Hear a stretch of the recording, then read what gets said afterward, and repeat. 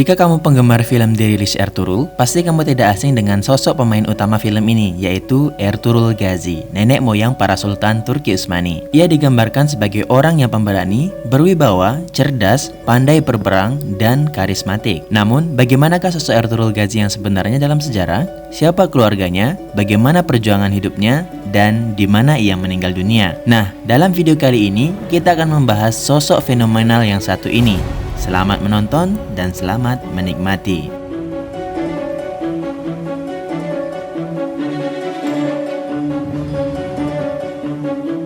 Berdasarkan dari data pemerintah Provinsi Bilecik, Turki, Ertuğrul Gazi dilahirkan pada tahun 1189 di lokasi yang tidak diketahui. Ayahnya bernama Gündüz Alp dan dalam riwayat lain ayahnya bernama Süleyman Shah dan ibunya bernama Haime Hatun. Ia berketurunan suku Kaye, pecahan dari suku Bozoklar. Nenek moyangnya adalah Oğuz Han. Ertuğrul Gazi adalah salah satu dari 4 bersaudara. Saudaranya bernama Sungkur Tekin Bey, Gündoğdu Bey, dan Dündar Bey. Ertuğrul Gazi menikah dengan seorang perempuan bernama Halime Hatun dan kemudian ia memiliki 3 anak. Mereka adalah Savcı Bey, Gündüz Bey, dan Osman Bey. Osman Bey inilah yang nantinya menjadi penerus Ertuğrul Gazi, menjadi sultan pertama sekaligus pendiri dinasti Turki Utsmani. Berdasarkan ensiklopedia Islam Kementerian Agama Turki, nasab Ertuğrul Gazi sampai kepada Oğuz Han. Bahkan dalam suatu riwayat disebutkan bahwa nasabnya sampai kepada Nabi Nuh. Hal ini tidak mengejutkan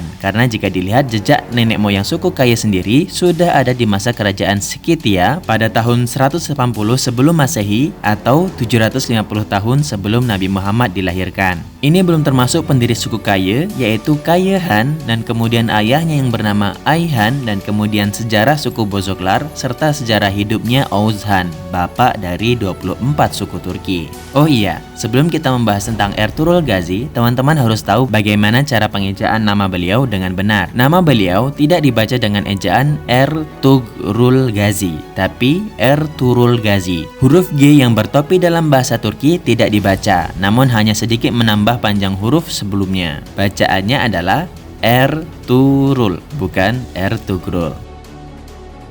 Baik, mari kita kembali ke pembahasan tentang Ertuğrul Gazi. Nenek moyang Ertuğrul Gazi bersuku Kaye. Mereka adalah para penjelajah dunia dan penakluk wilayah Anatolia. Pada mulanya, mereka tinggal di daerah Asia Tengah di sekitar Turkmenistan. Dan berdasarkan buku sejarah berjudul Ruhi, waktu itu suku Kaye di sana masih berjumlah 340 orang. Di sekitar tahun 1220, mereka tinggal di daerah utara Khurasan, dekat dengan Danau Karakum. Kini, daerah itu terletak di negara Iran. Dari sini, karena waktu itu sedang ada penjajahan besar-besaran oleh kelompok Mongol, akhirnya mereka terpaksa meninggalkan tempat tinggal mereka dan bermigrasi ke wilayah Ahlat, dekat Danau Van yang berada di bagian timur Turki sekarang. Di waktu yang sama, di daerah Anatolia terdapat pemerintahan dinasti Seljuk yang dipimpin oleh Sultan Tuğrul Bey. Dari daerah inilah sejengkal demi sejengkal para nenek moyang Ertuğrul Gazi menginjakkan tanah Anatolia dan menaklukkannya. Sesampainya di Ahlat, mereka kemudian membentuk aliansi dengan pemimpin tanah Ahlat dan bergerak bersama berperang untuk menaklukkan kekaisaran Trabzon dan kerajaan Georgia. Berdasarkan sejarah yang saya baca dari lembaran kertas yang saya temukan di Masjid Ertuğrul Gazi di Soğut, setelah mereka sampai di Ahlat, suku Kaye kembali melakukan pencarian wilayah baru untuk ditempati. Ketika dalam ekspedisi, ayah Ertuğrul Gazi tenggelam dan meninggal dunia di daerah Cakberkalesi ketika sedang menyeberangi sungai Efrat. Lokasi itu kini berada di daerah Rakka, bagian utara negara Suriah.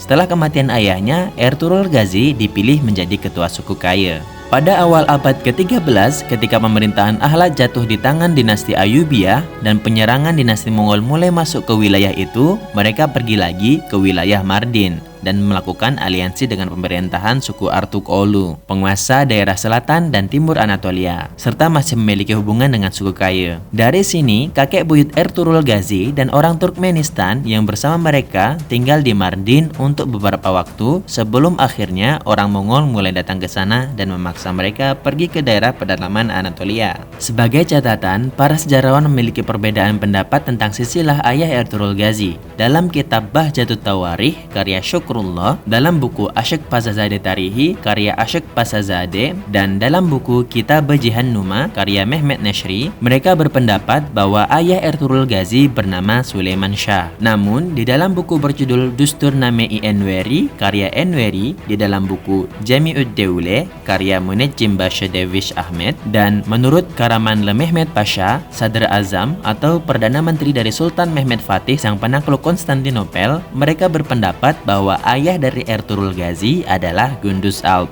bukan Sulaiman Shah. Dari perdebatan ini, pendapat terkuat nama sesungguhnya ayah Ertugrul Ghazi adalah Gunduz Alp, bukan Sulaiman Shah. Ini dikuatkan dengan ditemukannya koin di pemerintahan setelah Ertugrul Ghazi yang tertulis Osman bin Ertugrul bin Gunduz Alp. Dan setelah diteliti ke makam Sulaiman Shah di Raqqa, Suriah, ternyata tidak ada bukti yang kuat bahwa ia adalah ayah dari Ertugrul Ghazi. Maka, para sejarawan melihat pendapat terkuat ayah Ertugrul Ghazi adalah Gunduz Alp. Hal ini juga sudah dipastikan oleh Ensiklopedia Islam Kementerian Agama Turki. Saya sendiri setuju dengan pendapat bahwa ayah Ertugrul Ghazi adalah Gunduz Alp, bukan Sulaiman Shah, karena buktinya yang lebih kuat dan meyakinkan. Terus, bagaimana dengan film dirilis yang mengatakan bahwa ayah Ertugrul Ghazi adalah Sulaiman Shah yang terjatuh dari kuda yang ditungganginya dan kemudian meninggal di pinggir sungai itu? Kalau saya sendiri lebih percaya dengan sumber sejarah yang kredibel saat ini daripada film yang mungkin sudah banyak terjadi perombakan. Setelah itu, di masa ketika dinasti Seljuk mulai melemah, pemerintahan suku Gemirian Oghlu yang baru lahir dan tinggal di daerah Malatya pergi bermigrasi ke wilayah Kütahya. Waktu itu, suku Kaya bermigrasi ke barat dan menetap di Surmelik Çukur di dataran Pasinler dekat wilayah Erzurum selama 2 tahun.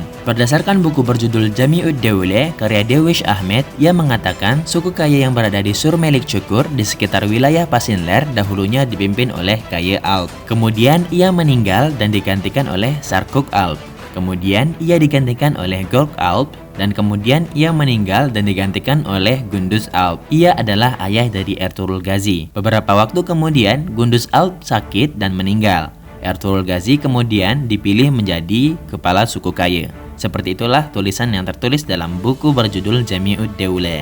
Dalam buku ini menerangkan bahwasanya Gunduz Alp, ayah dari Ertugrul Ghazi, meninggal karena sakit, bukan meninggal karena tenggelam di sungai Eufrat. Dari sini ada dua pendapat tentang sejarah suku Kaya dan Ertugrul Ghazi. Pertama, nama ayah Ertugrul Ghazi bernama Gunduz Alp atau bernama Sulaiman Shah. Kedua, pemilihan Ertugrul Ghazi menjadi kepala suku Kaya setelah kematian ayahnya terjadi setelah ayahnya tenggelam di sungai Eufrat atau setelah ayahnya meninggal karena sakit di wilayah Pasinler, Erzurum. Kalau saya sendiri lebih yakin dengan sejarah bahwa ayah Ertugrul Ghazi adalah Gunduz Alp yang meninggal di daerah Pasinler. Ini berdasarkan bukti empiris yang masih ada sampai sekarang, bukan Sulaiman Shah yang meninggal karena tenggelam di sungai Eufrat. Ya benar, meninggal karena tenggelam. Beliau tenggelam ketika menyeberangi sungai bersama anggota suku Kaya dan 4 anaknya yang gagah perkasa berada di sampingnya. Setelah kematian ayahnya, waktu itu Ertugrul Ghazi memiliki 3 saudara. Mereka adalah Sungkur Tekin, Gundodu, dan Dundar Bey. Setelah cukup lama tinggal di daratan Pasinler, saudaranya Sungkur Tekin dan Gundodu Bey memutuskan untuk melihat kembali wilayah Ahlat yang sudah dijajah oleh Mongol. Namun, Ertugrul tidak ikut mereka dan pergi ke arah barat Anatolia bersama saudaranya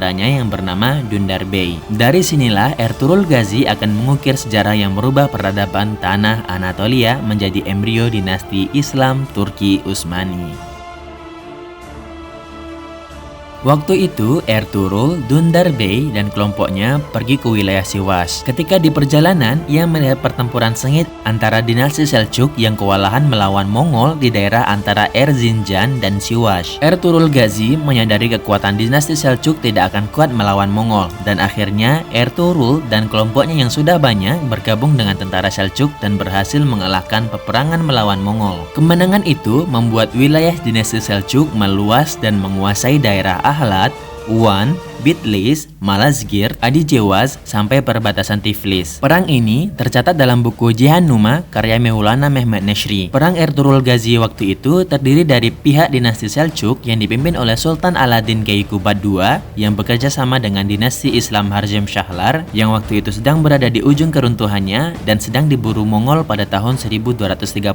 Setelah kemenangan perang, Ertugrul Ghazi diberikan hilat, pakaian kehormatan, dan diberikan wilayah tempat tinggal sebagai hadiah Kapadokia di wilayah dinasti Seljuk di daerah Karajada dekat Ankara. Di wilayah itu, Ertuğrul Gazi hidup untuk beberapa saat. Setelah itu, ia mengirim anaknya Savcı Bey kepada Sultan Keykubat untuk meminta wilayah lain. Berdasarkan sejarah yang ada, setelah mendapatkan izin dari Sultan, ia diberikan tempat yang lebih subur di daerah barat Anatolia. Tempat itu berada di sekitar Saud, di dekat perbatasan dengan wilayah Kekaisaran Bizantium. Saat ini, tempat itu berada di sebelah barat kota Eskişehir. Waktu itu, dinasti Seljuk di bawah kepemimpinan Sultan Alaeddin Keykubat melakukan ekspedisi untuk memperluas perbatasan barat negaranya ke tanah Bizantium. Ketika tentaranya yang berangkat dari kota Konya pada tahun 1231 dan sampai di Sultan Yunuk yang kini dikenal dengan Eskişehir, Ertuğrul Gazi datang ke sana dan bergabung dengan para tentara. Setelah ekspedisi, Ertuğrul Gazi bersama tentara Seljuk berhasil mengalahkan pasukan Nikaia dari dinasti Roma yang dipimpin oleh Theodoros Laskari di wilayah barat Anatolia. Mendengar berita ini, Sultan sangat senang dan memberikan daerah Eskişehir dan sekitarnya kepada Ertuğrul Gazi. Setelah itu, Sultan mengepung wilayah Karahisar.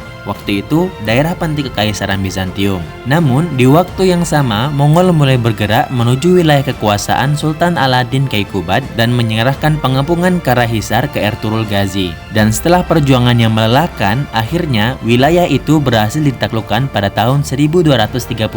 Setelah kemenangan itu, ia merebut Kastil Karahisar. Pada akhirnya, Sultan memberikan pemerintahan daerah Saud kepada Ertuğrul Gazi dan di kota itulah yang nantinya menjadi ibu kota kecil pemerintahan tetap suku Kayı untuk pertama kalinya. Setelah itu, Ertuğrul Gazi menetap di daerah Saud yang menjadi pusat pemerintahan suku Kayı waktu itu. Ia kemudian melanjutkan perjuangannya memperluas wilayahnya ke perbatasan Bizantium dan menjalin diplomasi dengan penguasa wilayah di sekitarnya, terutama di wilayah Bolokomi dan Melangeia yang kini dikenal dengan Bilecik dan Lefke. Penguasa Yunani di wilayah itu bekerja sama dengan baik dengan Ertuğrul Gazi. Di waktu yang sama, ia juga menjalin persahabatan dengan anak Hüsamettin Çoban, petinggi dinasti Seljuk waktu itu yang masih memiliki ikatan dengan suku Kayı. Kemudian, Ertuğrul Gazi menghabiskan masa-masa mudanya dengan memperluas wilayah. Ketika musim dingin, ia tinggal di Saud dan ketika musim panas, ia pergi dan tinggal di Domaniç. Selama ekspedisi wilayahnya melawan Kekaisaran Bizantium, Ertuğrul Gazi selalu ditemani prajurit yang handal. Akçakoca, Samsa Jawus, Karategin, Aykut Alp, dan Konur Alp.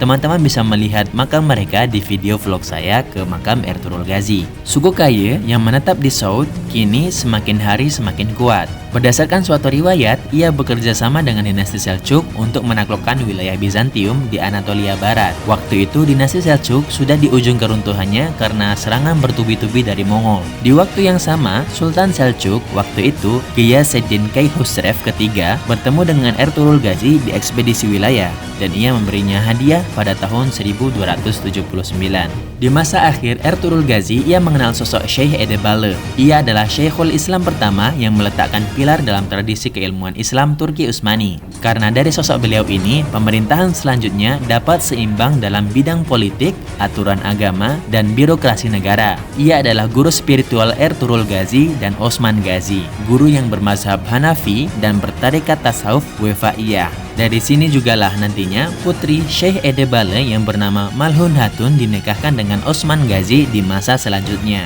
Sebelum kematian Ertuğrul Gazi, ia memberikan sebuah wasiat yang masyhur kepada anaknya Osman Bey tentang Syekh Edebali. Saya akan membacakannya dalam bahasa Turki. Bak oğul, beni kır, Şeyh Edebali'yi kırma. O bizim boyumuzun ışığıdır. Terazisi dirhem şaşmaz. Bana karşı gel, ona karşı gelme. Bana karşı gelirsen üzülür, incinirim. Ona karşı gelirsen gözlerim sana bakmaz. Baksa da görmez olur.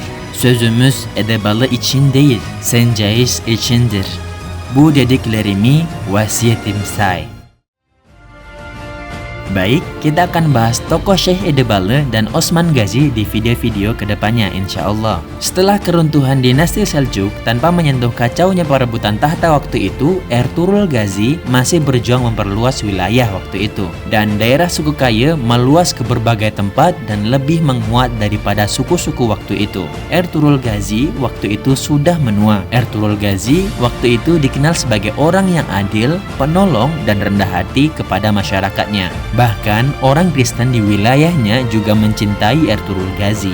Kekuasaannya di wilayah Saud kemudian diberikan kepada putranya bernama Osman Bey, yang nantinya menjadi sultan pertama pemerintahan Turki Utsmani.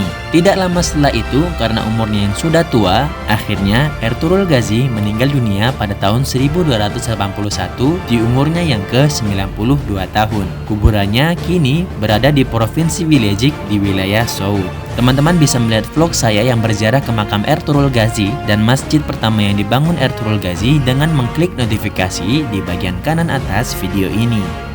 Terima kasih teman-teman semua yang sudah menonton. Jika kamu punya opini, kritik, atau saran, silahkan tumpahkan di kolom komentar. Dan jangan lupa untuk klik like dan tombol subscribe. Sampai ketemu di video-video selanjutnya. Assalamualaikum warahmatullahi wabarakatuh.